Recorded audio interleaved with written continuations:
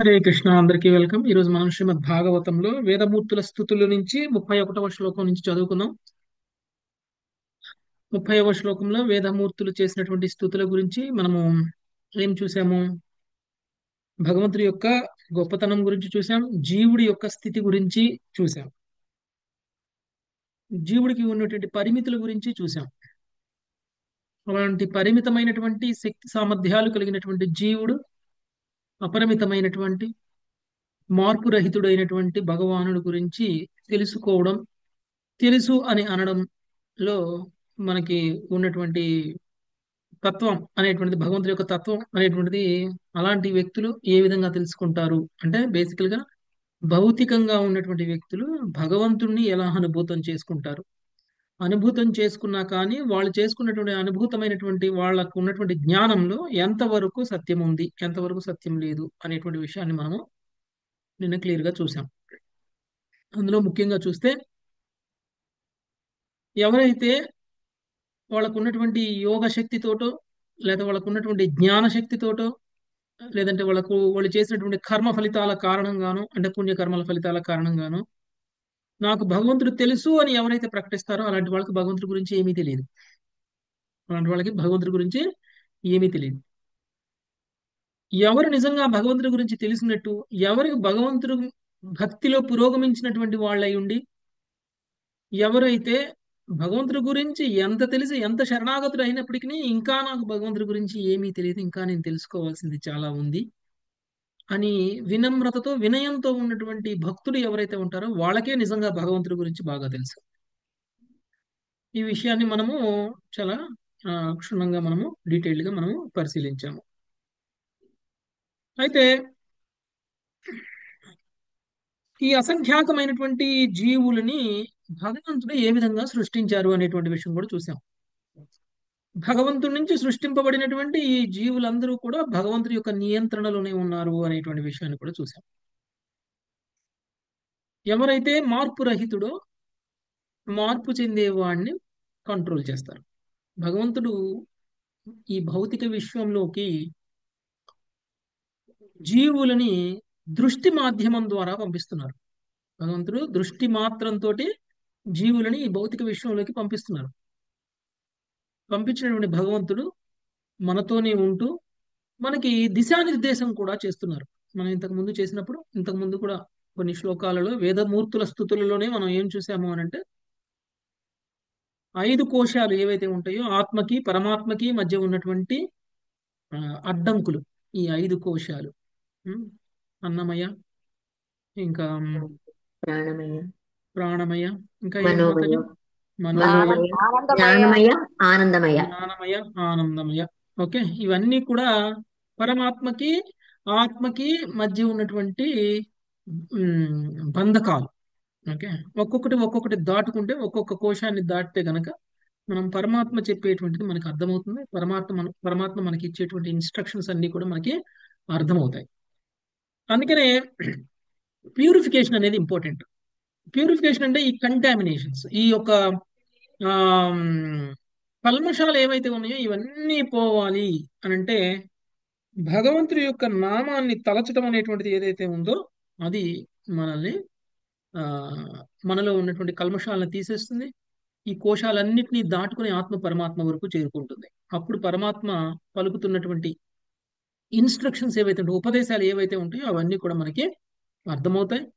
అప్పుడు భగవంతుడి ఇచ్ఛానుసారం మనం కర్మలు చేస్తాం.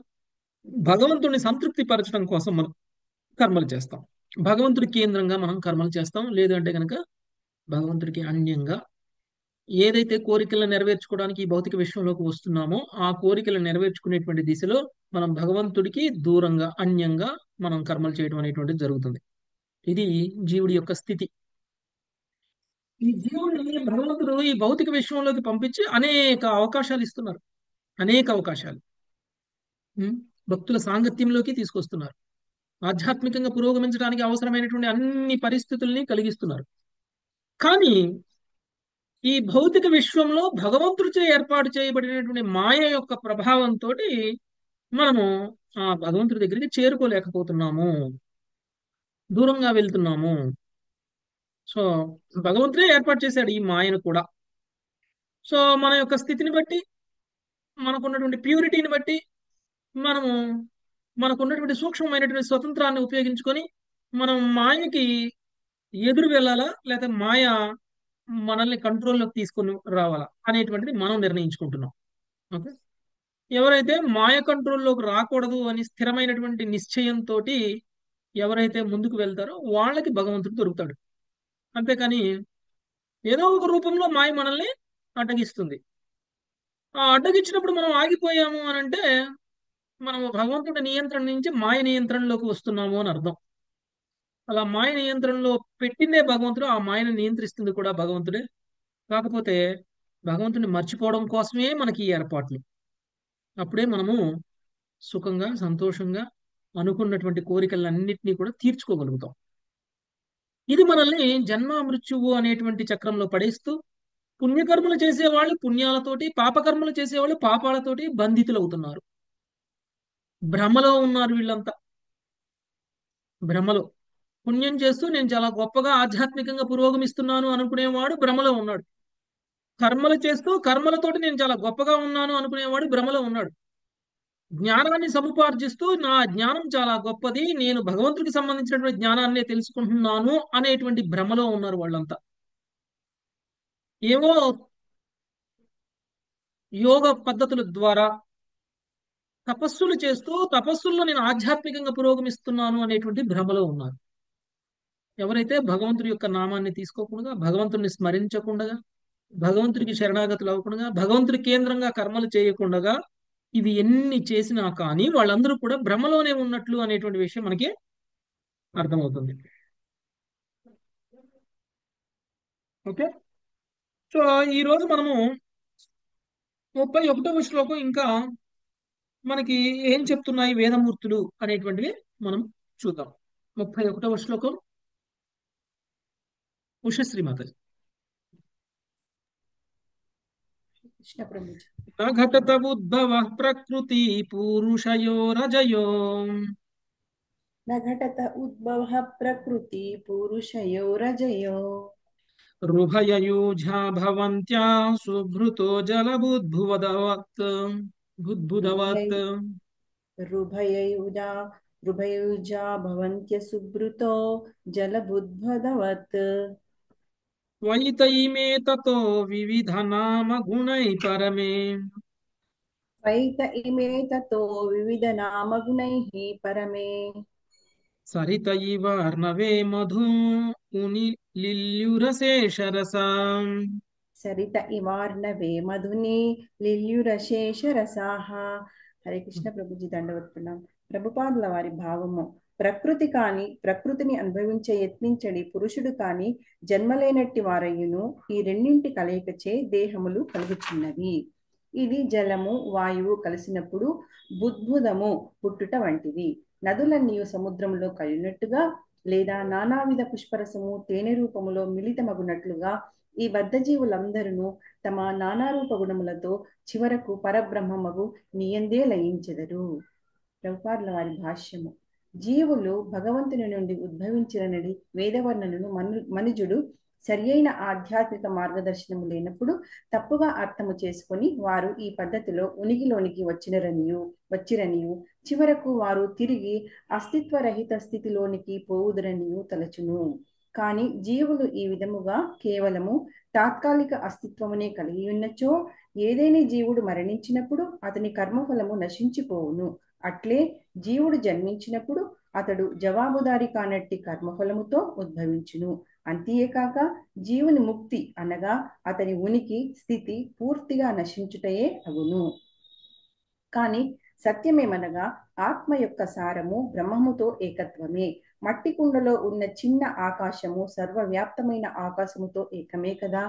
కుండ తయారగుట పగులుట వలె వ్యక్తిగతాత్మ యొక్క జన్మము అది భౌతిక దేహంతో కప్పబడుట కాగా దాని మరణము లేదా ముక్తి స్థూల సూక్ష్మ దేహములు పూర్తిగా నశించుట అగును. ఇటువంటి జన్మ మృత్యువులు నిక్కముగా భగవత్కరుణ చేతనే కలుగును. ప్రకృతి దాని నియామకుని సంయోగము భౌతిక సృష్టి యందు అసంఖ్యాకమగు బద్ధజీవులను సృష్టించుట అనునది ఇచ్చట సముద్ర ఉపరితలముపై జలము వాయువు సంయోగముచే అసంఖ్యాకమగు నీటి బుడకలు తయారవుటచే పోల్చబడినది. నిమిత్త కారణమైన వాయువు ఉపాదాన కారణమైన జలమును నీటి బుడగలుగా తయారగునట్లు చేసేటి రీతి పరమపురుషుడు తన వీక్షణముచే ప్రకృతిని క్షుభితపరచడి అది ప్రకృతి తత్వముగా మారునట్లు వాటి నుండి అసంఖ్యాకమగు భౌతిక రూపములు ప్రకటమగునట్లుగా చేయును. ఈ విధముగా ప్రకృతి సృష్టికి ఉపాదాన కారణమగుచున్నది. కానీ ప్రకృతి కూడా భగవదంశయే కనుక చరమముగా కేవలము భగవంతుడే ఉపాదాన కారణము నిమిత్త కారణము రెండును అయి ఉన్నాడు. ఇది తైత్తరీయోపనిషత్ 2.2.1 నందు చెప్పబడినది.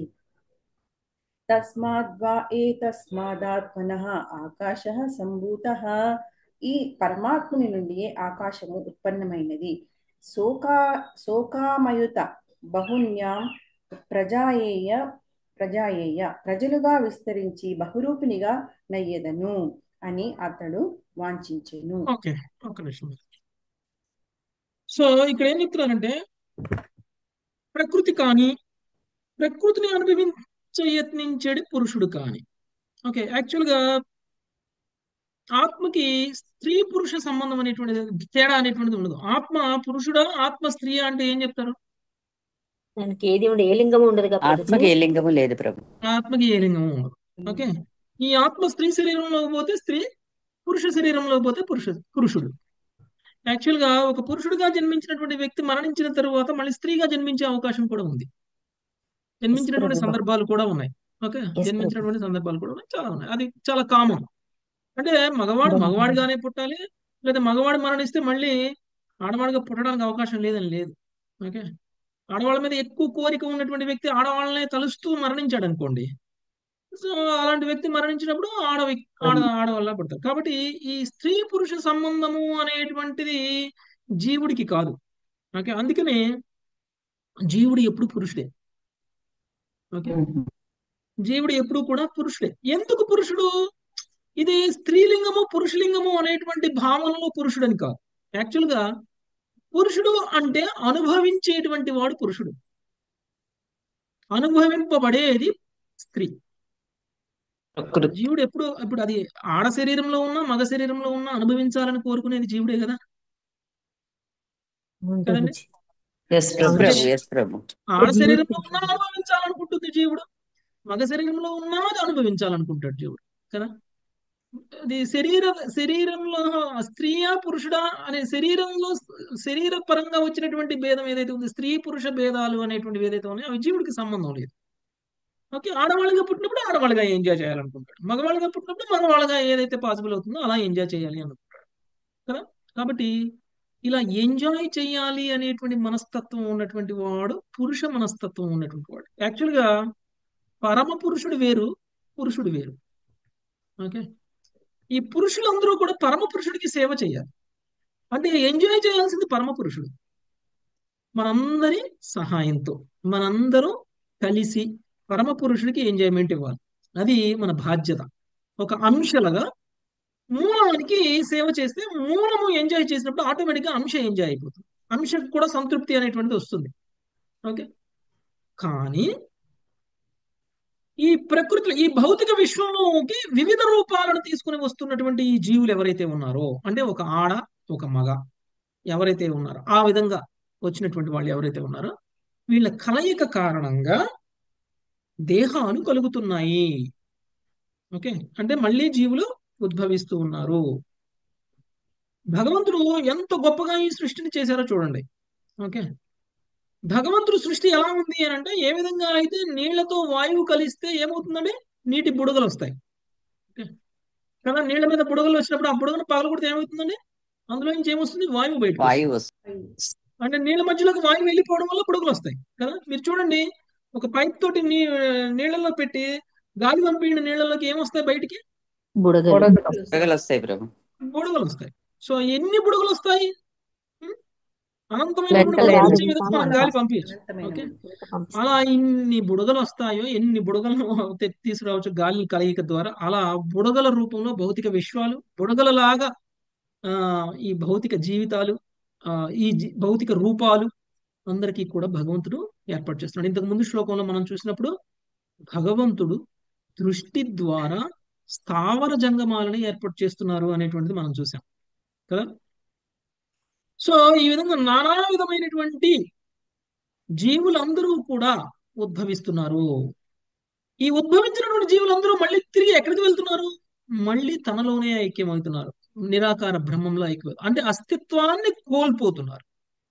ఇప్పుడు మనం పుణ్యం చేసామనుకోండి, మనము భక్తిలో లేమనుకోండి, ఈ భౌతిక విశ్వం లయం అయ్యేటువంటి సమయంలో మనం అందరం ఎక్కడికి వెళ్తాం? భౌతిక విశ్వం లయమయ్యేటువంటి సమయం. లయమైనప్పుడు పుణ్యం చేసిన వాడు పాపం చేసిన వాడు అనేటువంటి భేదం లేకుండా అందరూ భగవంతుడి యొక్క స్వామి నిరాకార ఉదరంలోకి వెళ్ళి బ్రహ్మంలోకి వెళ్ళిపోతారు. అందరికీ ముక్తి వచ్చినట్టేనా దాని అర్థం? ఎందుకంటే ఇంత ప్రభు కష్టపడటం, ఇంత భక్తి చేయడం, లైవ్ అయిన దాకా వెయిట్ చేద్దాం, ఆటోమేటిక్ మనందరికీ ముక్తి వస్తుంది మరి కదా. ఎప్పుడో ఒకసారి మళ్ళీ లైవ్ అవుతుంది కదా. మళ్ళీ వ్యక్తమైనప్పుడు ముక్తి యథాతథ రాదు ప్రభు, మళ్ళీ వ్యక్తమైనప్పుడు మళ్ళీ ఆ భావాలను బట్టి ఆ దేహం తీసుకుంటుంది కదా. ఉమ్, మనం అందరం టెంపరీగా ముక్తిని పొందుతాం. ఓకే, టెంపరీగా అస్తిత్వాన్ని కోల్పోతాం. ఎప్పుడైతే మళ్ళీ భగవంతుడు ఈ భౌతిక విశ్వాన్ని ప్రకటన చేస్తారో అప్పుడు మళ్ళీ మనం అందరం ఎక్కడి నుంచి లోపలికి వెళ్ళామో అక్కడికి మళ్ళీ వచ్చేస్తాం మళ్ళీ మనం. ఓకే, కాబట్టి ఆ, అందుకనే ఆ లయమైనప్పుడు కలిగినటువంటి ముక్తి ఏదైతే ఉందో అది శాశ్వతమైనటువంటి ముక్తి కాదు, అది టెంపరీ ముక్తి. ఈ టెంపరీ దేహాన్ని పొందినటువంటి జీవుడికి ఇచ్చినటువంటి టెంపరీ ముక్తి. ఓకే, దాని మీనింగ్ కూడా తెలియదు. లయమైనప్పుడు దాని మీనింగ్ కూడా తెలియదు. దీనివల్ల మనకి లాభం ఉంటుందా నష్టం ఉంటుందా అనేది కూడా తెలియదు మనకి. కానీ ఆ విధంగా భగవంతుడి నుంచి ఉద్భవించినటువంటివన్నీ కూడా భగవంతుడిలో ఐక్యమైపోవడము అనేటువంటిది జరుగుతుంది. ఈ బద్ధ జీవులందరూ కూడా నానా రూపాల్లో వచ్చి ఆ రూపాలన్నింటినీ కోల్పోయి మళ్ళీ తిరిగి భగవంతుడిలో లయం చెందుతున్నారు. ఓకే, నెక్స్ట్ చదవండి మొదలు. సకల జీవులు పరమపురుషుడు ప్రకృతి వలన జన్మించినప్పుడు సృష్టింపబడలేదు. అట్లే భగవంతునితో ఏకమై అతని నిత్యధామములోని ఆనందమయ లీలలలో ఆ దేవదేవునితో జతకూడినప్పుడు నశింపరు. సూక్ష్మాంశాలైన జీవులు వాస్తవమైన మార్పులేవియూ లేకుండా జన్మ మృత్యువులను పొందినట్లు గోచరించే రీతిగా భగవానుడు తాను స్వయముగా ఎటువంటి మార్పుకు లోను కాక తన నుండి ఉద్భవములను కలుగచేసి తిరిగి వెనుకకు తీసుకొనిచుండును. అందువలన బృహదారణ్యకోపనిషత్ 4.5.14 అవినాశి వారయాత్మాత్మ, ఈ ఆత్మ నిక్కముగా అవినాశి అని ధృవపరిచినది. ఈ వాక్యమును పరమాత్మ అధీనమగు ఆత్మ రెండింటిని అన్వయింపవచ్చును. శ్రీల శ్రీధర స్వామి వివరించినట్లు జీవుని భౌతిక స్థితి విలయము పాక్షికము పూర్ణము అనుచు రెండు విధములుగా సంభవించుచుండును. ఆత్మ సుసుప్తానుభవమును పొందినప్పుడు, దేహమును విడినప్పుడు, విశ్వ ప్రళయ సమయంలో ఆత్మలన్నీ మహావిష్ణువు యొక్క దేహములోనికి తిరిగి ప్రవేశించినప్పుడు పాక్షిక విలయము సంభవించును. ఈ నానా విధములకు విలయములు వివిధ రకములైన పుష్పముల నుండి తేనెటీగలు తెచ్చిన రసమేళనము వంటిదే. వివిధ రకములైన రసములు ప్రతి జీవుని యొక్క నిద్రాణముగా ఉన్నట్టి కర్మఫలములను సూచించును. వాటిని ఒకదాని నుండి వేరొక దానిని సులభముగా వేరు చేయజాలము. దీనితో పోల్చినచో ఆత్మ యొక్క భౌతిక స్థితి చరమ విలయము దాని సంసార విముక్తియే అగును. అది నదులు సాగరములలో చేరుట వంటిది. వివిధ నదీ జలములు సముద్రములో ప్రవేశించి కలిసినవై ఒకదాని నుండి మరొకటి వేరుపరచజాలనివైనట్లు ముక్తి సమయమున జీవుల మధ్య భౌతిక ఉపాధులు తొలగగా ముక్త జీవులందరూ తిరిగి సమానముగా భగవత్ సేవకుల రూపమున నెలకొనెదరు. ఓకే ఓకే ఓకే ఇక్కడ ఇంకొక కొన్ని ముఖ్యమైనటువంటి విషయాలు. ఆ నిత్య ధామంలో ఉండేటువంటి జీవులు గురించి మాట్లాడుతున్నారు. నిత్య ధామంలో ఉంటే భగవంతుడి యొక్క ధామంలో భగవంతుడితో పాటు ఉండేటువంటి జీవుల గురించి మాట్లాడుతున్నారు. వాళ్ళకి నశింపు అనేటువంటిది ఎప్పటికీ ఉండదు. ఈ నశించడం అంటే ఏంటండి? ఇక్కడ వేరొక దేహాన్ని తీసుకోవడం, వేరొక దేహాన్ని శరీరం తీసుకోవడం, కోల్పోయి భౌతికంగా పతనం చెందడం. ఓకే, భౌతికంగా పతనం చెందడం అనేటువంటిది అలాంటి జీవులకి ఉండవు. ఏ విధంగా అయితే భగవంతుడు మార్పు రహితంగా ఎలా అయితే ఉంటారో వాళ్ళు కూడా అలానే మార్పు రహితంగా ఉంటారు. వాళ్ళు ఆ ధామంలో భగవంతుడి యొక్క సేవలో నిత్యం ఉంటారు వాళ్ళు. ఓకే, అయితే ఆ మొత్తం ఈ భౌతిక విశ్వంలోకి వచ్చినటువంటి జీవులు అంటే నశించినటువంటి వాళ్ళు. ఓకే, అంటే నశింపబడినటువంటి వాళ్ళు, అంటే ఎవరికైతే భగవంతుడి నుంచి అన్యంగా భోగించాలి అనేటువంటి కోరిక ఉన్నటువంటి వాళ్ళు, అంటే పురుషుడుగా ప్రవర్తించాలి అని అనుకున్నటువంటి వాడు. ఓకే, నేను పురుషుణ్ణి. పురుషుడి యొక్క ఉద్దేశం ఏంటి? పురుషుడు అనుభవించాలి, అనుభవించాలి. అనుభవించాలి అని కోరుకునేటువంటి వాడు. ఇప్పుడు ఏం చేస్తారు? వీళ్ళు వివిధ దేహాలను తీసుకుంటారు. ఎలా అనుభవించాలి అనుకుంటున్నారో అలాంటి దేహాలను తీసుకుంటారు. ఒక స్త్రీగా అనుభవించాలనుకుంటే స్త్రీ దేహాన్ని తీసుకుంటారు, పురుషుడుగా అనుభవించాలనుకుంటే పురుష దేహాన్ని తీసుకుంటారు. కాబట్టి జీవుడు పురుష దేహంలో ఉన్న స్త్రీ దేహంలో ఉన్నా కానీ జీవుడు పురుషుడే అని అంటాం, ఎందుకంటే అనుభవిస్తున్నాడు కాబట్టి. ఓకే, అలాంటి తీసుకున్నటువంటి వీళ్ళు రెండు రకాల ప్రళయానికి లోనవుతారు: పాక్షిక ప్రళయం, పూర్ణ పూర్ణ ప్రళయం. ఓకే, పాక్షిక ప్రళయం అంటే మన ప్రమేయం లేకుండా మనం లయమైనటువంటి సమయంలో మనం పొందినటువంటి ఒక ముక్తి. పాక్షిక ప్రళయం సమయంలో కూడా జీవుడికి ముక్తి వస్తుంది, ఇందా చెప్పుకున్నట్లు. ఓకే, పాక్షిక ప్రళయంలో, పూర్ణ ప్రళయంలో వచ్చేటువంటి ముక్తుల గురించి మాట్లాడుతున్నాం. అంటే ఇక్కడ ప్రళయాలను మనము బ్రహ్మదేవుడి 100 రోజుల కంప్లీట్, బ్రహ్మదేవుడి 1 రోజు కంప్లీట్ కి మధ్య ఉన్నటువంటి తేడాతో చెప్పట్లేదు, లేదంటే మన్వంతరంలో వచ్చేటువంటి ప్రళయాలతో చెప్పట్లేదు. ఇక్కడ ముక్తికి సంబంధించి రెండు ప్రళయాలు, అంటే ముక్తికి సంబంధించి రెండు విలయాల గురించి చెప్తారు. అంటే ముక్తి అంటే ఒకటి శాశ్వతమైనటువంటి ముక్తి, రెండు అశాశ్వతమైనటువంటి ముక్తి గురించి మాట్లాడుతుంది. ఇక్కడ విలయం అనేటువంటి వచ్చినప్పుడు పాక్షిక విలయం, పూర్ణమైనటువంటిది దాని గురించి మాట్లాడినప్పుడు ఇది ముక్తి గురించి మాట్లాడుతున్నారు. ఓకే, ఇలా పాక్షికమైనటువంటి విలయం సమయంలో వచ్చినటువంటి ముక్తి ఏదైతే ఉంటుందో ఆ ముక్తి పాక్షికమైనటువంటి ముక్తి. అంటే తిరిగి మళ్ళీ జీవులు వచ్చేస్తారు. అంటే ఇప్పుడు మా ఉదాహరణకి మనకందరికీ కర్మఫలాలు ఉన్నాయి. ఉం? మనందరికీ కర్మఫలాలు ఉన్నప్పుడు ముక్తి రావడం సాధ్యమవుతుందా? లేదు రాదు. ప్రభుజీ, మళ్ళీ జన్మ అదే తీసుకోవాలి. ప్రళయం జరుగుతుంది. ప్రళయం జరిగినప్పుడు మనం ఎక్కడికి వెళ్దాం? మహావిష్ణువు శరీరంలోకి వెళ్ళిపోతాం. మహావిష్ణువు శరీరంలోకి వెళ్ళడము అని అంటే మన కర్మల ఫలాలన్నీ పోయినట్ట, కర్మలన్నీ పోయినట్ట? లేదు, మళ్ళీ లేదు వస్తాం ప్రభుజీ. ప్రభుజీ. లేదు. సో ఏది పోయినట్టు అంటే అన్ని తాత్కాలికంగా మహావిష్ణువు శరీరంలో ఉన్నంతసేపు బయట వదిలేస్తాం. అంటే మళ్ళీ తిరిగి శరీరం తీసుకొని వచ్చినప్పుడు ఆ కర్మ ఫలాలను తీసుకొని మళ్ళీ వచ్చేస్తాం. ఓకే, ఏ విధంగా ఉంది అంటే ఇది తేనెటీగ వివిధ రకాల పుష్పాల నుంచి మకరందాన్ని తీసుకొచ్చి తేనెని ఎలా తయారు చేస్తుందో అలా వివిధ రకాలైనటువంటి కర్మఫలాలను పొందినటువంటి జీవులందరూ కూడా వాళ్ళ వాళ్ళ కర్మలను వదిలేసి తేనెలో కలిసిపోయినప్పుడు అంతా ఒకటిలాగా ఎలా కనిపిస్తుందో అలా వీళ్ళందరూ కూడా మహావిష్ణువు శరీరంలో కలిసిపోయినప్పుడు ఒకటిలాగా అయిపోతారు. ఓకే, అక్కడ ఏముండవు.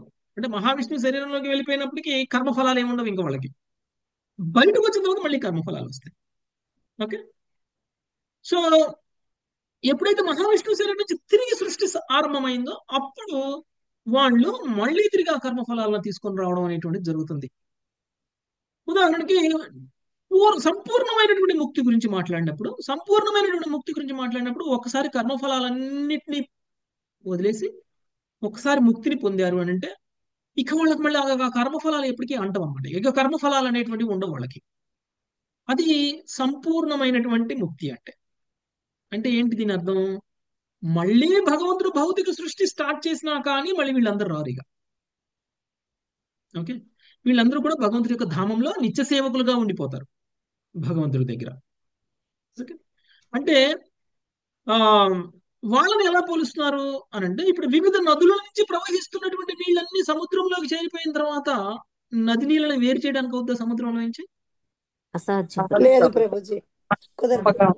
అన్ని సముద్రం నీళ్ళ గుణాలను పొందుతాయి కదా, సముద్రం నీళ్ళ యొక్క లక్షణాలు పొందుతాయి అన్ని. ఏ నది నుంచి వచ్చినా ఓకే, ఏ నది నుంచి వచ్చిన నీళ్ళైనా సరే సముద్రంలోకి చేరాయి అంటే సముద్రపు నీటి యొక్క లక్షణాలనే పొందుతాయి అన్ని కూడా. మళ్ళీ వాటిని వేరు చేయడం అనేటువంటిది సాధ్యం కాదు. అలానే ఈ జీవులందరూ కూడా వివిధ శరీరాలని, వివిధ రూపాలని, వివిధ కర్మలను చేసి ఉన్నటువంటి ఈ జీవులందరూ కూడా పూర్తి ప్రళయాన్ని సాధించినప్పుడు అంటే పూర్తి ముక్తిని సంపూర్ణ ముక్తిని పొందినప్పుడు అప్పుడు వీళ్ళందరూ ఒకేలా మారిపోతారు. భగవంతుడి యొక్క గుణగణాలను పొందుతారు, భగవంతుడి యొక్క ధామంలో ఉంటారు. అప్పుడు మీకు నాకు తేడా ఉండదు. తేడా ఉండదంటే మీరు నేను ఒకటి అని కాదు. ఓకే, ప్రతి జీవుడు ఒక జీవిగా మారిపోతారని కాదు దాని అర్థం. ప్రతి జీవులు అంటే వ్యక్తిగత ఆత్మలు వ్యక్తిగత ఆత్మల్లానే ఉంటాయి, కానీ ప్రతి వ్యక్తిగత ఆత్మ ఒకే రకంగా ఆలోచిస్తుంది. ప్రతి వ్యక్తిగత ఆత్మ ఒకే రకమైనటువంటి భావాలను కలిగి ఉంటుంది. ప్రతి వ్యక్తిగత ఆత్మ అందరిలోనూ ఒక ఏకభావం ఉంటుంది. అందరూ కూడా భగవంతుడి యొక్క సేవకులము అనేటువంటి దాన్ని గమనిస్తారు. అది తేడా. భిన్నమైనటువంటి స్వభావాలు, భిన్నమైనటువంటి గుణగణాలు ఉండవు అక్కడ. ఎందుకంటే అక్కడ భౌతికమైనటువంటి మాయ యొక్క ప్రభావం లేదు కాబట్టి. ఈ భౌతిక విశ్వంలో భౌతికమైనటువంటి మాయ యొక్క ప్రభావం ఉంటుంది కాబట్టి, ఆ మాయ యొక్క ప్రభావం కూడా ప్రతి జీవుడి మీద ఒకలా ఉండదు కాబట్టి, ఒక్కొక్క జీవుడు ఒక్కొక్కలాగా పనిచేస్తున్నాడు, ఒక్కొక్క జీవి ఒక్కొక్కలాగా ఆలోచిస్తున్నాడు. కానీ ఆధ్యాత్మిక విశ్వంలో ఆ మాయ లేదు కాబట్టి అందరూ ఒకలానే ఉంటారు. ఓకే, ఎలా అంటే సముద్రం నీళ్ళల్లో ఎలా అయితే వివిధ నదుల నుంచి వచ్చినటువంటి నీళ్ళన్నీ కూడా ఒకలానే ఎలా మారిపోతాయో అలా. Okay, Prabhuji next. హరే కృష్ణ ప్రభుజీ. ఇప్పుడు పాక్షిక ప్రళయం కాకుండా మహాప్రళయం వచ్చినప్పటికి కూడా ఒకవేళ ఆత్మకు ఈ కర్మలు పోకపోతే మళ్ళీ వాటితోనే తీసుకొని వస్తుందా ప్రభుజీ? అదే మహాప్రళయం నేను అయిన తర్వాత చెప్పింది. కూడా అందుకనే ఇప్పుడు సంపూర్ణ ప్రళయం అంటే దాని అర్థం, సంపూర్ణ ప్రళయం వచ్చినప్పుడు మనం అందరం కూడా సముద్రంలో నదుల నీళ్లు సముద్రంలో కలిసినట్లు అయిపోయినట్టు కాదు. అది సంపూర్ణ ప్రళయం వేరు, సంపూర్ణ ముక్తి వేరు. ఓకే, కర్మబంధనాలన్నీ విడిపోయినప్పుడు మనకు కలిగేటువంటి ముక్తి ప్రళయం జరగనప్పుడు కలిగినా కానీ అది సంపూర్ణ ముక్తి. ఓకే, అప్పుడు ప్రళయం పాక్షిక ప్రళయంలో కూడా మనం జరిగినప్పుడు వెళ్ళిపోవచ్చు. పాక్షిక ప్రళయం ఉన్నా కానీ వెళ్ళిపోవచ్చు. ముక్తి పాక్షిక ప్రళయం రాకపోయినా మీరు వెళ్ళిపోవచ్చు, పూర్ణ ప్రళయం రాకపోయినా మీరు వెళ్ళిపోవచ్చు. అర్థమైందా? సో సంపూర్ణ ప్రళయం, పూర్ణ ప్రళయం గురించి నేను మాట్లాడలేదు, అక్కడ ప్రళయం గురించి మాట్లాడలేదు. Okay, yes. ప్రభుజీ పాక్షిక ప్రళయం అయిపోయిన తర్వాత జీవుడు మళ్ళీ ఆ కర్మానుసారం కిందకు వచ్చి దేహాన్ని తీసుకో. పాక్షిక ప్రళయం అయినా పూర్ణ ప్రళయం అయినా అయిపోయిన తర్వాత కర్మానుసారం జీవుడు మళ్ళీ కిందికి రావాల్సిందే. ఇప్పుడు అర్థమైంది. Okay, next. ఉపనిషత్తులు ఈ విలయమును ఇట్లు వర్ణించిరి. యథా సౌమ్యమతు మధుకృతో నిస్తిష్టంతి నానాత్యయానాం వృక్షాణాం రసాన్ సమవహారమేకతాం సంగయంతి తే యథా తత్ర న వివేకం లభంతే అముష్యాహం వృక్షస్య రసోస్మ్యముష్యాహం రసోస్మిత్యేవం ఏవ ఖలు సౌమ్యేమాః సర్వాః ప్రజాః సతి సంపద్య న విదుః సతి సంపద్యామహే వత్సా. తేనెటీగలు నానా రకములకు వృక్షముల యొక్క పుష్పముల నుండి మకరందమును గ్రహించి ఒక సమ్మేళనముగా కలిపినప్పుడు జరిగడి దానితో ఈ పాక్షిక విలయము పోలును. నేను ఫలానా పుష్పరసమును లేదా నేను ఈ పుష్పరసమును అని మిళిత రసములు తమలో తాము వేరుపరచజాలన్నట్లు ఈ జీవులందరూ ఏకమైనప్పుడు ఇప్పుడు మేమందరము ఏకమైతిమి అని వారు తలచజాలరు. చాందోగ్యోపనిషత్ 6.9.1-2. యథా నద్యః స్యందమానాః సముద్రే స్తం గచ్చంతి నామరూపే విహాయ తథా విద్వాన్ నామరూపాద్ విముక్తః పరాత్పరం పురుషముపైతి దివ్యం. నదులు సముద్రము వైపునకు ప్రవహించి తమ గమ్యస్థానము చెంత నామరూపములను త్యజించి విలీనమగు రీతిగా విద్వాంసుడగు వ్యక్తి భౌతిక నామరూపరహితుడై పరమాద్భుతమగు పరబ్రహ్మమును బడయును. ముండకోపనిషత్తు 3.2.8. చివరకు శ్రీధర గోస్వామి ఇట్లు ప్రార్థించిరి. యస్మిన్యుజ్యద్విలయమపి యద్భాతి విశ్వం లయాదౌ జీవోపేతం గురుకరుణయా కేవలాత్మావబోధే అత్యంతాంతం వ్రజతిరసహసా సింధువత్ సింధు మధ్యే చిత్తం త్రిభువన గురుం భావయేత్తం నృసింహం. భగవానుడు స్వప్రకాశుడు, సర్వజ్ఞుడు, నిరంతరము సృష్టి లయములకు గురి అయ్యేడు. ఈ జగత్తు అతని మహత్కరుణ చేతనే జగత్ విలయ సమయములలో జీవులతో పాటు అతని యందు లయించిన పిమ్మట అతని యందే నిలిచి ఉండును.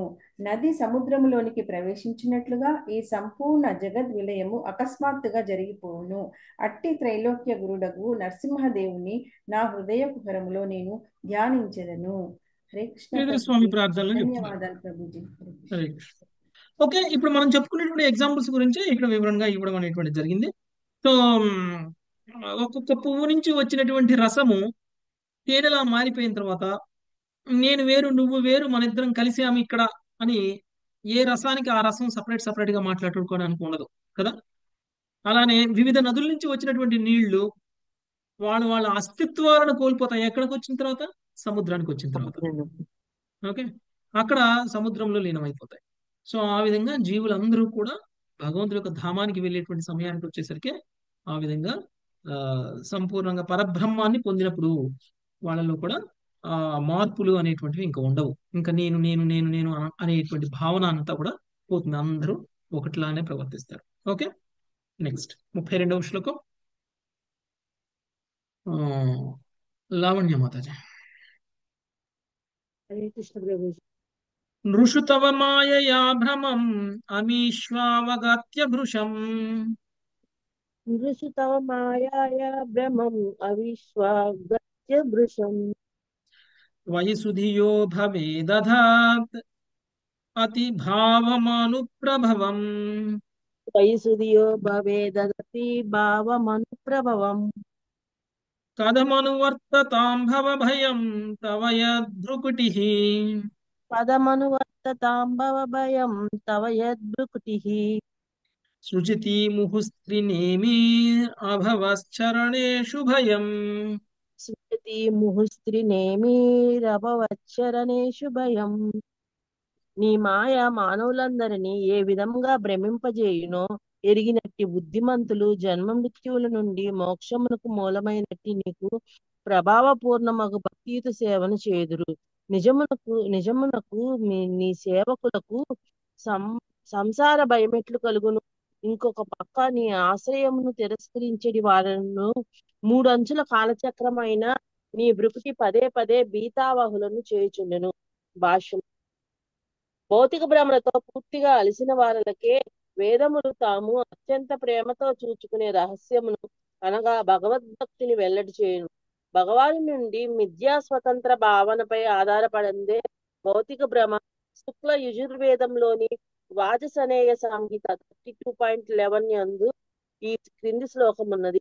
పరిత్య భూతాని పరిత్య లోకాన్ పరిత్య సర్వః ప్రతిశోధిసచ్చ ఉపస్థాయ ప్రథమ జామృతస్య మనాత్మానమ సం వివేశ. సకల జీవజాతులను సకల లోకములను సకల దిక్కులను దాటిన తరువాత ఆత్మమూలమైన అమృతాత్మను చేరును. పిదప అది అతని ఆధిపత్యంలోనికి శాశ్వతంగా ప్రవేశించే అవకాశమును బడిసి సేవతో అతనిని అర్చించును. ఒక్క నిమిషం. నానా ఓకే, భగవంతుడి యొక్క మాయ యొక్క భ్రమతోటి బుద్ధిమంతులు ఎవరు కూడా దానికి లోను కారు. ఇప్పుడు ఏం చెప్తారు? నీ మాయ మానవులందరినీ ఏ విధంగా భ్రమింపజేయునో ఎరిగినటువంటి బుద్ధిమంతులు జన్మ మృత్యువుల నుండి మోక్షమునకు మూలమైనటువంటి నీకు ప్రభావపూర్ణమగు భక్తియుత సేవను చేయుదురు. ఎవరు భక్తిలోకి వస్తారు? ఎందుకు మనం ఇంతమంది భక్తిలోకి రావట్లేదు అని అనుకుంటున్నామో ఇప్పుడు అర్థమైందా? ఉం? ఎందుకు అందరికీ భక్తి రావట్లేదు? ఎందుకు అందరూ కృష్ణ భక్తులు అవ్వట్లేదు అని అంటే, వాళ్ళకి భగవంతుడి యొక్క మాయ మనల్ని బంధించి ఉంది అనేటువంటి విషయం తెలియకపోవడం. ఎప్పుడైతే అది తెలుసుకుంటారో భగవంతుడికే శరణాగతులు అవుతారు. మోక్షానికి కారకుడైనటువంటి భగవానుడు. మనం ఇంతకు ముందు శ్లోకాల్లో చూస్తే ఇక్కడ దేవీ దేవతల యొక్క ప్రస్తావన వచ్చింది. దేవీ దేవతల్ని లోకపాలకులు అని అన్నారు. ఈ లోకపాలకులని భగవంతుడే నియమించారు అని అన్నారు. ఒక్కొక్క లోకపాలకుడు వాళ్ళ యొక్క విధి విధానాలు బాధ్యతలను నెరవేర్చడం అనేటువంటిది కూడా భగవంతుడి మీద భయంతో భక్తితో వాళ్ళు నిర్వర్తిస్తున్నారు అనేటువంటి విషయం చెప్పారు. అంటే ఈ లోకపాలకులు అందరూ కూడా భగవంతుడి యొక్క సేవ చేస్తున్నారు. ఓకే, భయంతో అయినా కావచ్చు, భక్తితో అయినా కావచ్చు, ప్రేమతో అయినా కావచ్చు, భగవంతుడికి సేవ చేస్తున్నారు. భగవంతుడికి సేవ చేసేటువంటి వాళ్ళు వైష్ణవులు. Okay, number 1. నెంబర్ 2, మనం ఏం చేస్తున్నాము? ఆ ముక్తినిచ్చేటువంటి దేవుడి దగ్గరికి మనం వెళ్ళట్లేదు. ముక్తినివ్వగలిగినటువంటి వాడు ఎవరు అంటే చివరికి లోకపాలకులతోటి కూడా పూజింపబడేటువంటి వాడు ముక్తినిస్తాడు. లోకపాలకులు మనకు ముక్తినివ్వరు కదండి. లోకపాలకులే భగవంతుడిని ప్రార్థిస్తారు, నాకు ముక్తినివ్వు అని. ఓకే, లోకపాలకులే భగవంతుడి యొక్క సేవ చేస్తారు, వాళ్ళకు కూడా ముక్తి కావాలి అని. అలాంటి ముక్తి కావాలి అని ప్రార్థించేటువంటి జీవులైనటువంటి లోకపాలకులు మరి ఇంకొక జీవి ఆ జీవిని ప్రార్థిస్తే ఆ జీవి మనకు ముక్తిని ఇవ్వగలుగుతాడా? లేదు గురుజీ. ఇవ్వలేడు. కాబట్టి ముక్తిని ఇవ్వగలిగినటువంటి భగవానుడు ఎప్పుడు మనం తెలుసుకోగలుగుతాము? మన మీద మాయ ప్రభావం లేదు అంటే భగవంతుడి యొక్క మాయే మనల్ని లోకపాలకుల దగ్గరికి తీసుకువెళ్తుంది. భగవంతుడి యొక్క మాయే మనల్ని ప్రభావితం చేసి మనల్ని లోకపాలకుల యొక్క పూజలో ఉంచుతుంది అని ఎప్పుడైతే మనం తెలుసుకుంటామో అప్పుడు ముక్తి యొక్క ముఖ్యమైనటువంటి ఉద్దేశం మనకు అర్థమవుతుంది. ముక్తి యొక్క ఇంపార్టెన్స్ మనకు అర్థమవుతుంది. అప్పుడు ముక్తి ఇచ్చేటువంటి భగవానుడైనటువంటి శ్రీకృష్ణ భగవానుడి దగ్గరికి మనము చేరతాం. ఎప్పుడైతే మనం భక్తులుగా మారిపోతామో ఇక మనకి ఈ భౌతిక విశ్వం యొక్క ప్రభావం వలన కలిగేటువంటి భయాలు అనేటువంటివి మనకు ఉండవు. ఓకే, ఎలా ఉన్నా కానీ భగవంతుడి యొక్క ప్రసాదంగా స్వీకరిస్తాం. దాని అర్థం జలుబు రాదు, దగ్గు రాదు, తుమ్ము రాదు అని కాదు. భక్తులు రాగానే భక్తులైనటువంటి వాళ్ళకి దగ్గులు, జలుబులు, జ్వరాలు ఉండవండి. అన్నీ అన్నీ ఉంటాయి ఉంటాయి, గురుజీ. అన్నీ అన్నీ ఉంటాయి. ఉంటాయి. భౌతిక విశ్వంలో శరీరానికి ఉంటాయి. ఉన్నంత కాలం, శరీరంలో ఈ శరీరాన్ని కలిగి ఉన్నంత కాలం ఎంత గొప్ప Yes. భక్తుడు అయినా కానీ ఇవన్నీ ఉంటాయి. కాకపోతే భక్తుడు ఇలాంటి వాటికి చెలించడు, ఇలాంటి వాటిని తట్టుకుంటాడు. తట్టుకునేటువంటి శక్తి సామర్థ్యాలు ఉంటాయి, మనోధైర్యం ఉంటుంది. ఆ సందర్భాలలో కూడా భగవంతుడి యొక్క భక్తిని వదిలిపెట్టరు. అవి ఇప్పుడు భగవంతుడు పరీక్షిస్తాడు. వీడిలో ఎంత పవిత్రత వచ్చింది, వీడిలో ఎంత శుద్ధి వచ్చింది. ఓకే, నేను గొప్ప భక్తుని, నేను గొప్ప భక్తుని, నేను గొప్ప భక్తుని అని చెప్పుకుంటున్నాడు. కానీ వీడి భక్తి ఎంత గొప్పది అనేటువంటి విషయం తెలుసుకోవాలంటే ఏం చేస్తారు? వీడికి ఏదైనా చిన్న శారీరకమైనటువంటి ప్రాబ్లం ఇచ్చారనుకో, వీడు అప్పుడు కూడా భక్తిని వదిలేయకుండా ఉంటాడా? ఉం? ఇస్తారు. భక్తుడైతే పట్టించుకోరు, దాన్ని చిన్నగా అదే తీసుకుంటారు. అదే పరీక్ష మనకి అది. ఓకే, భక్తిలో మనం ఎంత పురోగమించాము అనేటువంటిది మనకి పరీక్ష. అది Yes, భగవంతుడు గురుజీ. ఎలాంటి భౌతికమైనటువంటి పరిస్థితులు ఉన్నప్పటికీ మనం భక్తిని కొనసాగించాము అని అంటే భగవంతుడికి పూర్తిగా శరణాగతులం అయ్యాము అని అర్థం. ఓకే, అది భగవంతుడు పరీక్షిస్తేనే కదా తెలిసేది మనకి. భగవంతుడు అలా పరీక్షిస్తున్నారు మనల్ని. అంటే భగవంతుడు మనకి భౌతికమైనటువంటి సుఖాలు ఇచ్చినా, భౌతికమైనటువంటి కష్టాలు ఇచ్చినా, భగవంతుడు మనకి భౌతికమైనటువంటి మన యొక్క ఆధ్యాత్మిక స్థిరత్వాన్ని పరీక్షిస్తున్నారు అని అర్థం. ఓకే, మనలో ఉన్నటువంటి కమిట్మెంట్ ని భగవంతుడు పరీక్షిస్తున్నారు అని అర్థం. అది అర్థం చేసుకోలేదు అనుకోండి, అప్పుడు ఏమనుకుంటారు, అరే నేను భక్తిలోకి వచ్చిన తర్వాత భగవంతుడు నాకు ఈ కష్టం ఇచ్చేసాడు, ఆ కష్టం ఇచ్చేసాడు, అమ్మో నేను భక్తిలోకి రాను అని పారిపోయేవాళ్ళు. భగవంతుడి పడిపోతారు. పరీక్షలో ఫెయిల్ చాలు. అయినట్టు కదా, భగవంతుడి పెట్టినటువంటి పరీక్షలో ఫెయిల్ అయినట్టు. ఇప్పుడు దుమ్ము దులపడం మొదలు పెట్టినప్పుడు దగ్గు తుమ్ములు వస్తాయి కదా. ఇంట్లో డస్టింగ్ చేస్తున్నప్పుడు ఏమవుతాయండి, మూతికి గుడ్డ కట్టుకొని మరీ చేస్తారు డస్టింగ్. ఎందుకు చేస్తారు?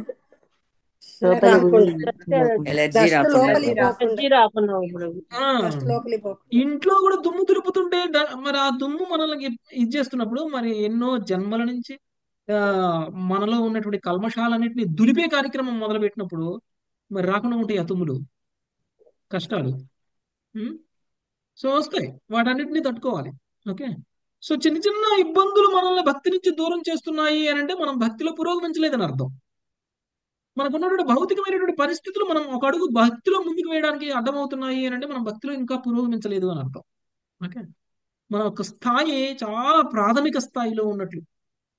అలాంటి వాళ్ళు భక్తుల యొక్క సాంగత్యంలో ఇంకా ఎక్కువగా ఉండాలి, తక్కువగా ఉండకూడదు.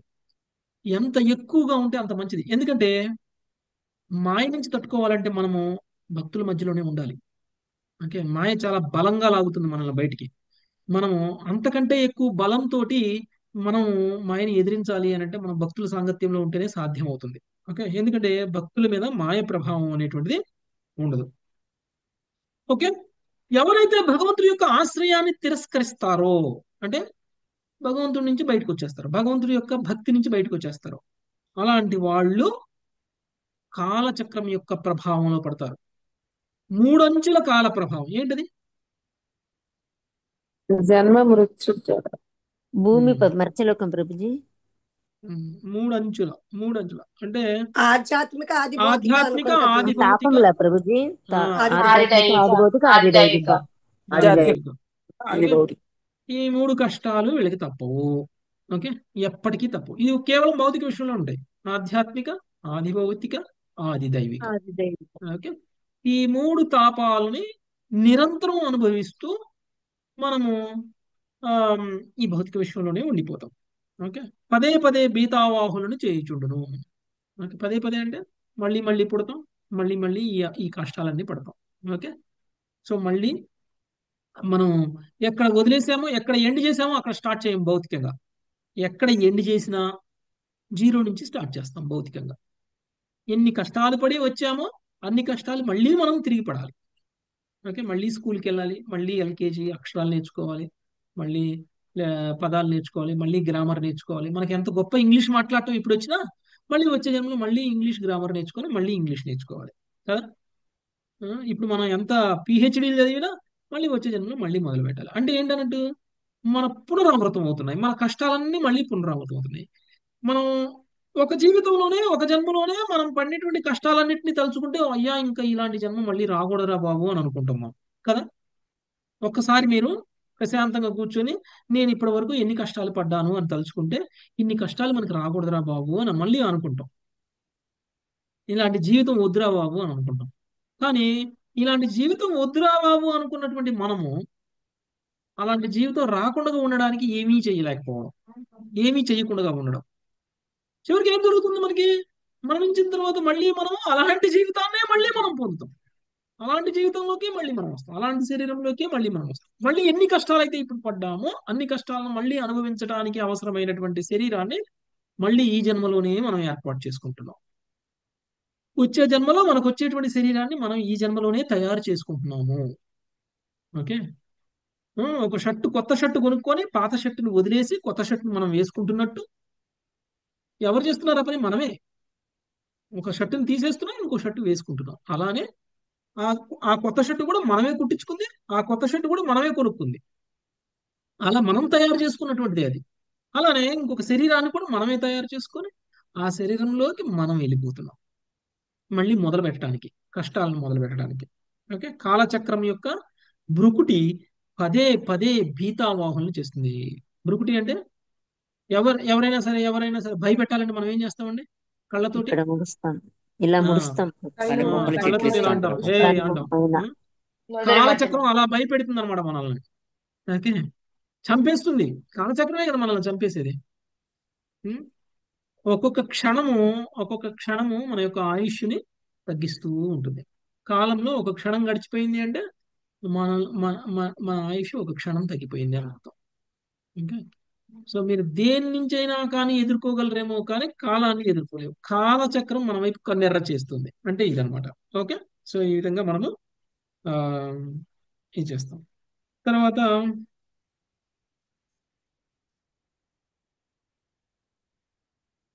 ఇదేం చెప్పాలి? సకల జీవజాతులు, సకల లోకములు, సకల దిక్కులు దాటినటువంటి తరువాత ఆత్మ మూలమైనటువంటి అమృత ఆత్మను చేరును పిదప. ఇదే కదండి చదివింది మీరు? అదే అవును, యేసు ప్రభు. ఉం. అదే చదివింది. పిదప అది అతని ఆధిపత్యంలోనికి శాశ్వతంగా ప్రవేశించే అవకాశం బట్టి సేవతో అతనిని అర్పించును. ఇలా కాకుండా అంటే ముక్తిని పొందినటువంటి వాడు ఎలాంటి ఆ, పరిస్థితులకు వెళ్తారు. ఓకే. ఓకే. చదవండి మాతాజీ నెక్స్ట్. నానా రకములైన లౌకిక సిద్ధాంతములను ప్రతిపాదించేది వారు తమను తాము బుద్ధిమంతులమని తలచవచ్చును. కానీ యథార్థమునకు వారందరూ భగవన్మాయచే భ్రమితులైనట్టిది వారే. వైష్ణవులు ఈ రీతి మాయను గుర్తించిన వారే దాస్య సఖ్యాది భక్తిభావముతో భగవంతునికి శరణాగతులగుదురు. తాత్విక వాద వివాదముల యొక్క వేడి కలహములకు బదులుగా అట్టి విశుద్ధ వైష్ణవులు ప్రతిక్షణము కేవలము పరమానందమును అనుభవింతురు. ఏలయన భౌతిక బంధమును అంతం చేసేది వారే వారి ప్రేమ ధ్యేయము. కృష్ణ భక్తులు కేవలము ఈ జన్మలోనే కాక భావి జన్మల యందును శాశ్వతానందమును అనుభవింతురు. ఎట్టి జన్మలను పొందినను వారు భగవంతునితో ప్రేమ వినిమయమును పొందగలరు. కనుకనే శ్రద్ధావంతుడగు వైష్ణవుడు భగవంతుణ్ణి ఇట్లు ప్రార్థించును. నా నాదయోని సహస్రేషు యేషు యేషు భ్రమామ్యహం తత్ర తత్ర తత్రాచ్యుత భక్తిరచ్యుతాస్తు దృఢత్వయి. హే నాద అచ్యుత, వేల కొలది జీవజాతులలో నేను ఎక్కడ పరిభ్రమించినను ప్రతిదాని యందు నేను నీ ఎడ దృఢమగు భక్తిని కలిగి ఉందునుగాక. విష్ణు పురాణం త్వం నీవు జీవుడు అది ఆ పరతత్వము అను వాని విశ్లేషణాత్మక అధ్యయనం లేకుండా లౌకిక జీవనము పట్ల తగినంత విముఖతను పొందకుండా వైష్ణవులు ఏ విధంగా భౌతిక బంధమును తప్పించుకొనగలరని కొందరు తత్వవేత్తలు ప్రశ్నించారు. భక్తియోగం యొక్క ఆరంభ స్థితులలోనే భగవదనుగ్రహించే భయము అనురక్తి తొలగిపోయేది కారణమున భగవద్భక్తులపై మాయ పనిచేసే అవకాశమే లేదని వేదమూర్తులు ఇచ్చట దానికి సమాధానం వస్తున్నవి. ఓకే ఓకే ఒక నిమిషం. ఓకే, సో చాలా మంది చాలా లౌకిక సిద్ధాంతాలను చెప్తారు. ఇంతకుముందు మనం చెప్పుకున్నట్లు జ్ఞానవంతులు లేకపోతే తత్వవేత్తలు, ఈ తత్వవేత్తలు లౌకికమైనటువంటి అనేక రకాలైనటువంటి తత్వాలని ప్రతిపాదిస్తూ ఉంటారు. ఈ తత్వవేత్తల యొక్క ముఖ్య ఉద్దేశం ఎలా ఏమిటి అని అంటే, ఎవరైనా సరే ఏదైనా విషయాన్ని కనుక చెప్పినట్లయితే వాళ్ళు చెప్పినటువంటి విషయం మీద అనర్గళంగా 1 గంట సేపు మాట్లాడగలగడం, లేదు అని అంటే వాళ్ళు చెప్పింది తప్పు అని రుజువు చేయగలగడం. ఒకవేళ వాళ్ళు చెప్పిందే ఇప్పుడు వీళ్ళు చెప్పిందే వాళ్ళు కూడా చెప్పారనుకోండి, అప్పుడు కూడా దాన్ని ఖండించే విధంగా వీళ్ళు మాట్లాడగలగడం. అంటే వీళ్ళ యొక్క ముఖ్య ఉద్దేశం ఏమిటి అని అంటే, వీళ్ళు చాలా వాక్చాతుర్యాన్ని కలిగి ఉండి వాళ్ళు కనుక డిబేట్ చేస్తే డిబేట్ లో వాళ్ళకి పై చేయిగా ఉండడం, ఇది తత్వవేత్తలు చేసేటువంటి పని. ఓకే, ఇలాంటి తత్వవేత్తలు ఒక్కొక్కసారి ఒక్కొక్క రకమైనటువంటి సిద్ధాంతాలను చెప్తూ ఉంటారు. వాళ్ళు చెప్పినటువంటి సిద్ధాంతాన్ని వాళ్లే ఖండించే విధంగా కూడా కొన్ని సిద్ధాంతాలు చెప్తూ ఉంటారు. సందర్భానుగుణంగా వీళ్ళు తత్వాలు మారుస్తూ ఉంటారు. ఎందుకంటే ఇప్పుడు నేను చేస్తున్న పని కరెక్టు అని సమర్థించుకోవడం కోసం అప్పుడు ఒక తత్వాన్ని సృష్టించేస్తారు. రేపొద్దున ఇంకేదైనా పని చేసామనుకోండి, నేను అప్పుడు చేసినటువంటి పని సమర్థించుకోవడం కోసం అప్పుడు ఇంకొక తత్వాన్ని సృష్టిస్తారు. అంటే ఒక్కొక్క సందర్భంలో వాళ్ళు చేసినటువంటి పనుల్ని లేకపోతే వాళ్ళు సమర్థిస్తున్నటువంటి దాన్ని సమర్థించడం కోసం వాళ్ళు ఒక తత్వాన్ని, ఒక సిద్ధాంతాన్ని తీసుకుని వస్తారు. ఇలాంటి తత్వవేత్తలు వైష్ణవులతో సమానం కాదు ఎప్పటికీ. ఎందుకంటే ఈ తత్వవేత్తలందరూ కూడా మాయ ప్రభావంలో ఉన్నటువంటి వాళ్లే, లేకపోతే వీళ్ళకి అనేక సిద్ధాంతాలు అవసరం లేదు, అనేక తత్వాలు అవసరం లేదు. వైష్ణవులు శుద్ధ భక్తులు, భగవంతుడికి శరణాగతులైనటువంటి వాళ్ళు. మరి ఎవరైనా అనొచ్చు, ఏమంటే ఏదైనా శ్లోకం చదివితే ఆ శ్లోకాన్ని విశ్లేషణాత్మకంగా అర్థం చేసుకోకుండానే మరి వాడు భక్తిలో పురోగమించినట్లు ఎలా అవుతాడు అని. దానికి భాష్యంలో ప్రభుపాదుల వారు ఏం చెప్తున్నారు అని అంటే, అవసరం లేదు. ఎప్పుడైతే భక్తుడు భగవంతుడికి శరణాగతుడు అవుతాడో అప్పుడు ఆ భక్తుడి మీద మాయ యొక్క ప్రభావం ఉండదు. భగవంతుడికి శరణాగతులు అవ్వకుండా ఎంత జ్ఞాని అయినా, ఎంత గొప్ప తత్వవేత్త అయినా సరే వాని మీద మాయ యొక్క ప్రభావం ఉంటుంది. ఏ సిద్ధాంతము తెలియకుండా, ఏ శాస్త్రము తెలియకుండా కేవలం భగవంతుడి యొక్క పాదపద్మాల దగ్గర ఆశ్రయం పొందినటువంటి వ్యక్తి మాయను జయించగలుగుతున్నాడు. కానీ అన్ని సిద్ధాంతాలు, అన్ని శాస్త్రాలు చదివినటువంటి వ్యక్తి కూడా మాయ యొక్క ప్రభావం నుంచి బయటపడలేకపోతున్నాడు. కాబట్టి మాయను జయించినటువంటి వాడే మోక్షాన్ని పొందుతాడు, కానీ జ్ఞానాన్ని పొందినటువంటి వాడు మోక్షాన్ని పొందడు. ఓకే, చదవండి మాత. ఈ జగత్తులో కాలమే సమస్త భయానికి మూల కారణం. భూతకాలము, వర్తమానము, భవిష్యత్తు అనేది 3 విభాగములతో కాలము అనివార్యమగు రోగము, మృత్యువు, నారకీయ జీవనముల పేరిట భీతిని కలగజేయు. కానీ ఇది కేవలము భగవత్ చరణారవిందములను ఆశ్రయించిన వారికే అన్వయించును. శ్రీరామచంద్రుడే రామాయణంలో లంకాకాండ 18.33 యందు ఇట్లు పలికి ఉండను. సకృదేవ ప్రపన్నో యస్త వాస్మితి చ యాచతే అభయం సర్వదా తస్మై దదామ్యేతద్వతం మమ. నేను నీవాడను అని అర్థించి నన్ను ఒకమారు శరణుజొచ్చిన వారలకు నేను శాశ్వత అభయమునొసగదును. ఇది నా ప్రతిజ్ఞ. భగవద్గీత 7.14 యందు కూడా కృష్ణ భగవానుడు ఇట్లు పలికి ఉండెను. దేవి హేష గుణమయీ మమ మయా దుర్యయ మామేవ ఏ ప్రపద్యంతే మాయామేతాంతరంతితే. త్రిగుణాత్మకమైన నా ఈ దేవి మాయ నిశ్చయంగా దాటశక్యము కానిది. కానీ నన్ను శరణుజొచ్చిన వారు దీనిని సులభంగా దాటగలుగుదురు. ఒక నిమిషం. సో కాలం యొక్క 3 అంచుల కాలం అని చెప్పారు కదా ఇంతకు ముందు కదండి. 3 అంచుల కాలచక్రం. అర్థమైనా? 3 అంచుల కాలచక్రం ఏంటంటే భూత భవిష్యత్ వర్తమాన భవిష్యత్తు విభాగములుగా కాలం ఏం చేస్తుంది మనకి? జన్మ, మృత్యు, జర, వ్యాధి. ఓకే, ఇవన్నిటిని కూడా తీసుకుని వస్తుంది.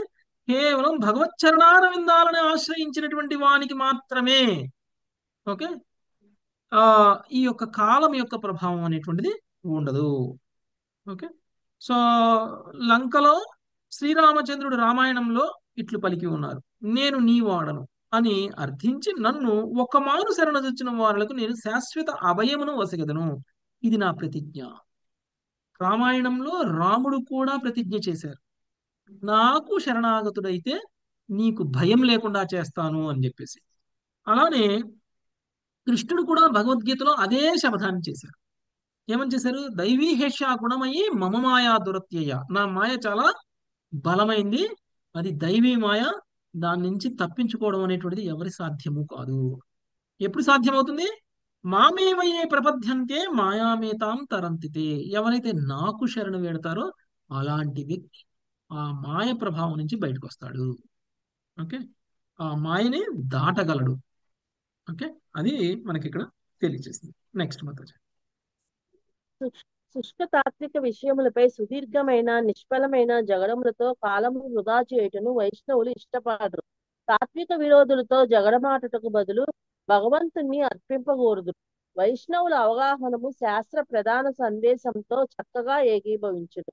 రామకృష్ణాది ఆరాధ్య మూర్తులలో అనంతమైన రూపలీలా సాగరముగా పరతత్వం యొక్క అవగాహనము, అతని నిత్య సేవకులుగా తమను గురించిన అవగాహనము తత్వం అను వాటి దృష్ట్యా భక్తులది వేదాంత తత్వం యొక్క పరిపూర్ణ నిర్ణయమే అగును.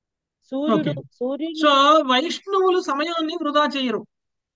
ఓకే, ఎక్కడో ఏదో ఫిలాసఫీ చర్చ జరుగుతుంది అనుకోండి, ఆ ఫిలాసఫీ యొక్క ముఖ్య ఉద్దేశం, ఆ తత్వం యొక్క ముఖ్యమైనటువంటి చర్చ యొక్క ముఖ్య ఉద్దేశం మనలో భక్తిని పెంచేది కాకపోతే, ఓకే, ఏదో మన యొక్క టాలెంట్ ని బయట పెట్టుకోవడం కోసం జరిగేటువంటి చర్చలు కూడా కొన్ని ఉంటాయి. చాలా డిబేట్లు జరుగుతూ ఉంటాయి. ఇప్పుడు వాళ్ళు కూడా శాస్త్రం మీదనే మాట్లాడుతూ ఉన్నారు, అందరూ శాస్త్రాల మీదనే మాట్లాడుతున్నారు. అయినా సరే వైష్ణవుడు వెళ్ళి అలాంటి చర్చల్లో కూర్చోరు.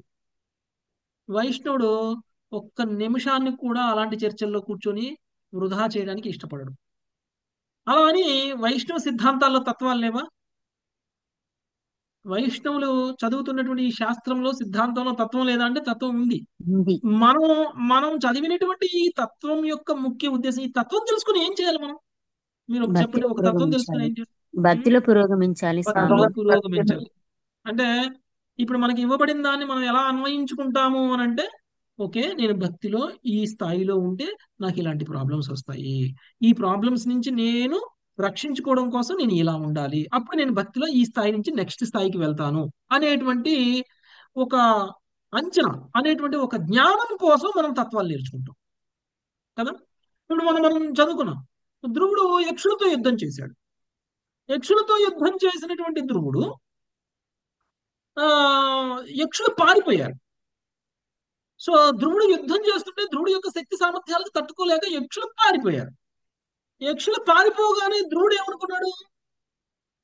అమ్మయ్య, యుద్ధం అయిపోయింది, ఇంకా అందరూ చచ్చిపోయారు, మిగిలిన వాళ్ళు పారిపోయారు, ఇక నాకు ఎదురు లేదు, నేను ఎప్పుడు అలకాపురి రాలేదు, యక్షుల యొక్క క్యాపిటల్ సిటీ అలకాపురి నేను ఎప్పుడు రాలేదు, ఒకసారి ప్రశాంతంగా అలకాపురి మొత్తం తిరుగుదాం అని అనుకున్నాడు. అప్పుడు ఏం చేశారు యక్షులందరూ?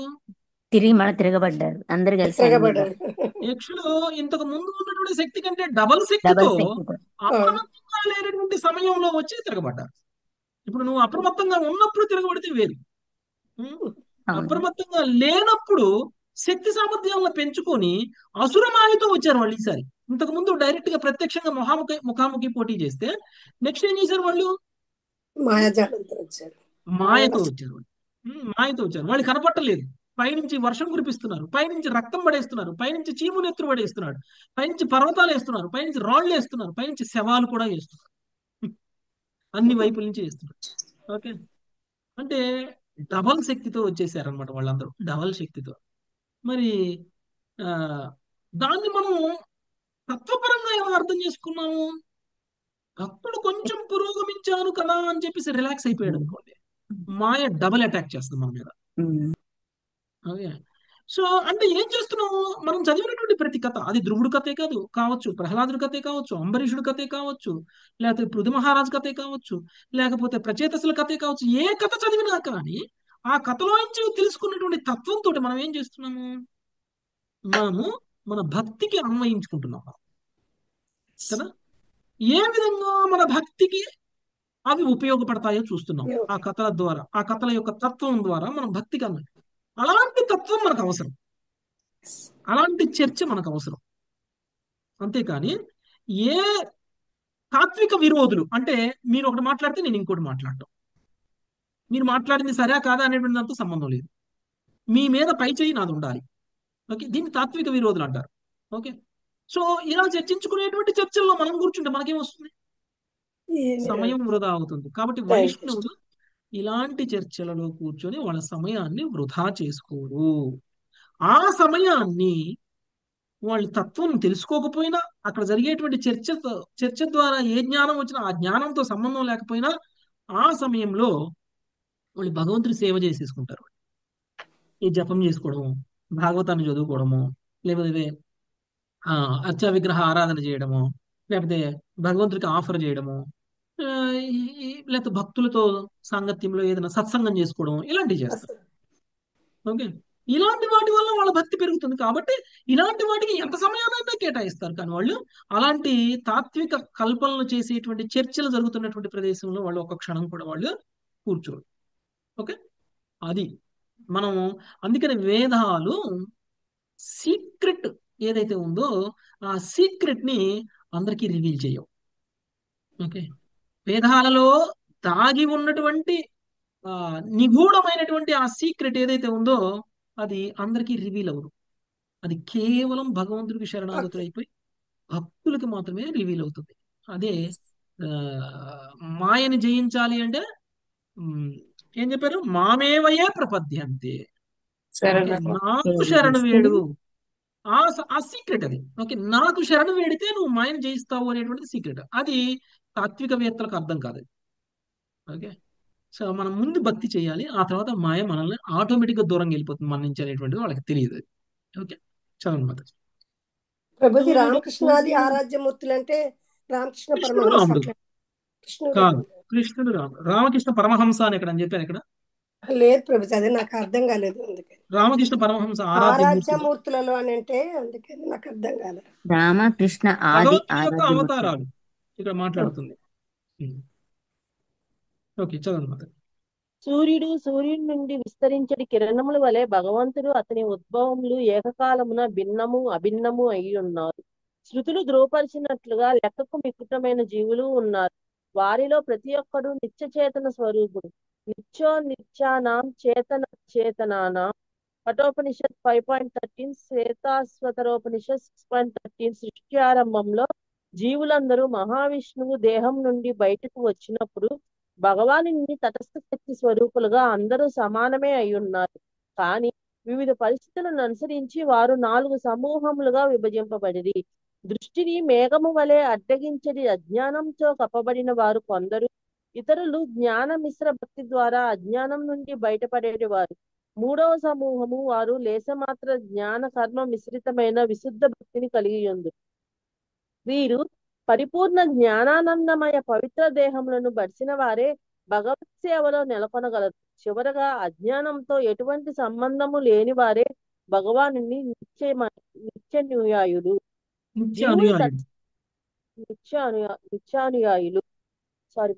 జీవుని తటస్థ స్థితి నారద పంచరాత్రములలో ఇట్లు వివరింపబడింది. ఎత్తటస్థంతు చిద్రూపం స్వసం వేద్యాద్వినిర్గతం రంజితం గుణరాగేన సజీవ ఇది కథ్యతే.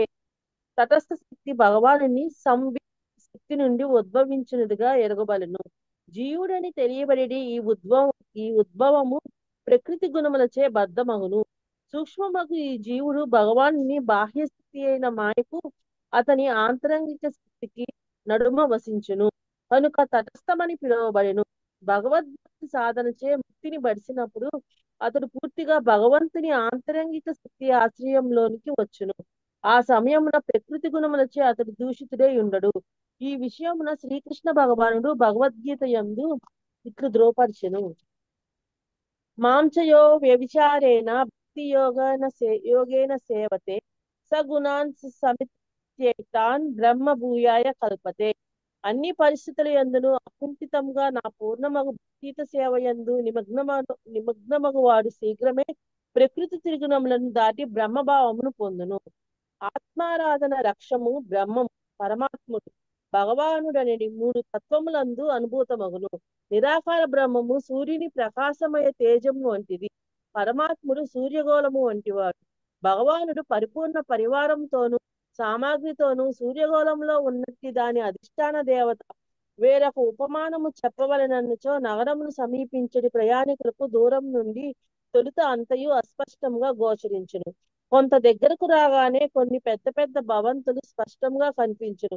పిదప నగరమును చేరుకొనగానే వారికి అంతయు యథాతథముగా అనగా పౌరులు, నివాసములు, భవంతులు, రహదారులు, ఉద్యానవనములు అన్నీయూ కనపడును. ఇదే రీతిగా నిరాకార ధ్యానమును ఇష్టపడే వారు ఎక్కువలో ఎక్కువ పరతత్వం యొక్క తేజస్ అంటే బ్రహ్మము అనుభూతిని పొందగలరు. ఇంకొంత చేరువైన వారు పరతత్వమును హృదయస్థ పరమాత్మునిగా చూడగలరు. ఇక పూర్తిగా దరిచేరిన వారు అతనిని పూర్ణ పురుషోత్తమునిగా అంటే భగవానుడిగా తెలుసుకొనగలరు. సారాంశంగా శ్రీధర స్వామి ఇట్లు ప్రార్థించిరి. సంసార చక్రచైర్విదీర్ణం ఉదీర్ణ నానా భవతాం కథం చిదాపన్నమిహ ప్రపన్నం త్వముద్దర శ్రీ నృహరేర్నులోకం. ఓ శ్రీ నరహరి, అన్ని రకములైన క్లేశములను అనుభవించువారు, సంసార చక్రం యొక్క తీక్షణమగు మొనలచే చీల్చి వేయబడిన వారునే ఇప్పుడు నిన్ను గాంచి నీకు సంపూర్ణ శరణాగతులైనట్టి మానవులను నీవు దయతో ఉద్ధరింపు. హరే కృష్ణ ప్రభుజీ, ధన్యవాదాలు. ఓకే. సో ఈ మాయావాద సిద్ధాంతాల నుంచి మనం బయటికి రావాలి అని అంటే మనకి ఈ అచింఛాభేద అభేద తత్వం ఏదైతే ఉందో దాని గురించి మనం స్పష్టంగా తెలుసుకోవాలి. ఏ విధంగా అయితే సూర్యుడు సూర్యకిరణాలు వేరువేరు, ఆ విధంగా మనము అలా అని సూర్యుడు లేకుండా సూర్యకిరణాలు లేవు. అంటే మన ఇంట్లో సూర్యకిరణాలు పడుతున్నాయి అనుకోండి, ఎవరైనా మా ఇంటికి సూర్యుడు వచ్చాడు అంటారా, సూర్యకిరణాలు వచ్చాయంటారా? అనాలి ప్రభు. వెలుతురు వచ్చింది అంటాం, అంతేగాని సూర్యుడు వచ్చేసాడా మన ఇంటికి దాంతో? అలానే భగవంతుడికి సంబంధించినటువంటి తత్వాన్ని కూడా అర్థం చేసుకోవాలి అని అంటే మనందరం కూడా ఈ అచింఛాభేద అభేద తత్వాన్ని అర్థం చేసుకోవాలి. అంటే ఒకే సమయంలో ఒకటే, అదే సమయంలో అది వేరు అనేటువంటి భావన మనం అర్థం చేసుకోవాలి. భగవంతుడి యొక్క శక్తి భగవంతుడు కాలేడు. సూర్యకిరణాలు సూర్యుడి యొక్క శక్తి. సూర్యకిరణాలు ఏ విధంగా సూర్యుడితో సమానం కాదు, భగవంతుడి యొక్క శక్తి భగవంతుడితో సమానం కాదు, భగవంతుడు కాదు. ఓకే. అలాని భగవంతుడు లేకుండా భగవంతుడి శక్తి కూడా ఉండదు. అది చివరికి జీవాత్మ అయినా, లేకపోతే ప్రకృతి అయినా, లేకపోతే భగవంతుడి యొక్క ఆంతరంగిక బహిరంగ శక్తి ఏదైనా సరే. ఓకే. కాబట్టి భగవంతుడు నిత్యమైనటువంటి వాడు. అలాంటి భగవంతుడు మనం అర్థం చేసుకునేటువంటి దశలో మనకి 3 రకాలుగా భగవంతుడు అనుభూతం అవుతారు. బ్రహ్మము, పరమాత్ముడు, భగవానుడు అనేటువంటి 3 స్థాయిల్లో మనం భగవంతుడిని అర్థం చేసుకోవడం. దీని ఉదాహరణతో మనకు చెప్తున్నారు. సూర్యరశ్మి ఏదైతే ఉందో అంటే సూర్య కిరణాలు ఏవైతే ఉన్నాయో అది బ్రహ్మము. సూర్యకిరణాలను చూసి సూర్యుడే అని అనుకున్నటువంటి వ్యక్తి ఎలా అయితే మనము జ్ఞానంలో పరిపూర్ణం సాధించలేదు, సూర్యుడు అంటే ఏంటో తెలుసుకోలేదు అని మనం ఎలా అయితే అంటామో, అలానే భగవంతుడు అంటే నిరాకార బ్రహ్మం అనుకునేటువంటి వ్యక్తికి కూడా అలానే అన్వయిస్తుంది. ఓకేనా? ఓకేనా? అంటే భగవంతుడిని చూడగానే భగవంతుడు అంటే నా దృష్టిలో భగవంతుడు అంటే నిరాకార బ్రహ్మమే అని అనుకునేటువంటి వ్యక్తి, సూర్యరశ్మిని చూడగానే ఈయనే సూర్యుడు అనుకునేటువంటి వ్యక్తి, ఇద్దరు సమాన స్థాయిలో ఉన్నటువంటి రియలైజేషన్స్ కలిగినటువంటి వ్యక్తులు. అదే ఒకవేళ భగవంతుడు అంటే భగవంతుడు అంటే నిరాకార బ్రహ్మము కాదు, భగవంతుడు అంటే పరమాత్ముడు, అంటే మనందరి హృదయాలలో సమస్త సృష్టి కూడా వ్యాపించి ఉన్నటువంటి పరమాత్మ ఎవరైతే ఉన్నారో, ప్రతి అణువులో, ప్రతి కణంలో, ప్రతి పరమాణువులో ఉన్నటువంటి పరమాత్మ ఎవరైతే ఉన్నారో ఆయనే నిజమైనటువంటి భగవానుడు అని అనుకునేటువంటి వ్యక్తి స్థాయి ఎలా అంటే సూర్యుడి యొక్క గోళాన్ని చూసి ఆయనే సూర్యుడు అని అనుకున్నటువంటి వాళ్ళు. సూర్యగోళం ఏదైతే ఉందో మనకు రౌండ్ కనిపిస్తుంది చూసారా, సూర్యగోళం సూర్యుడు కాదండి. ఓకే. సూర్యగోళంలో అధిష్టాన దేవత అయినటువంటి సూర్యుడు ఉంటారు. ఓకే. సో ఆ అధిష్టాన దేవతను మనం చూడటం లేదు, మనం ఏం చేస్తున్నాం, చూసినటువంటి ఆ గోళాన్ని చూసి అదే సూర్యుడు అనుకుంటున్నాం మనం. ఓకే. అలాంటి స్థాయి అనమాట. పరమాత్మను చూసి ఆయనే భగవానుడు అనుకునేటువంటి వాడు. ఇక 3వది అంటే టాప్ మోస్ట్ రియలైజేషన్ ఏంటి అని అంటే సూర్యగోళం కాదు సూర్యుడు. సూర్యగోళానికి అధిష్టానంగా ఉన్నటువంటి ఒక దేవత ఉన్నారు, ఆయన నిజమైనటువంటి సూర్యుడు అని ఎవరైతే తెలుసుకుంటారో వాళ్ళు నిజంగా సూర్యుడి గురించి ప్రాపర్ గా ఫుల్ జ్ఞానాన్ని కలిగి ఉన్నట్లు. అలానే పరమాత్మ కాదు భగవానుడు, పరమాత్మ భగవంతుడి యొక్క శక్తి, పాక్షిక శక్తి. అంటే ఈ శక్తిని ప్రదర్శించినటువంటి వాడు భగవానుడు. ఆయన వ్యక్తిగత రూపంలో మనకు కనిపిస్తారు. ఆయన భగవంతుడి యొక్క ధామంలో ఉంటారు, ఆయన ధామంలో ఉంటారు. ఇది టాప్ మోస్ట్ రియలైజేషన్, అన్నిటికంటే పై స్థాయిలో ఉన్నటువంటి రియలైజేషన్. ఏ విధంగా అయితే ఒక ఊరికి వెళ్ళాలి అనుకున్నవి ఒక ఊరికి దూరంగా ఉండి చూస్తే ఆ ఊర్లో ఏం కనిపిస్తాయండి? అక్కడికి దగ్గరలో ఏవేవో కనిపిస్తాయి, లైటింగ్లు కనిపిస్తాయి.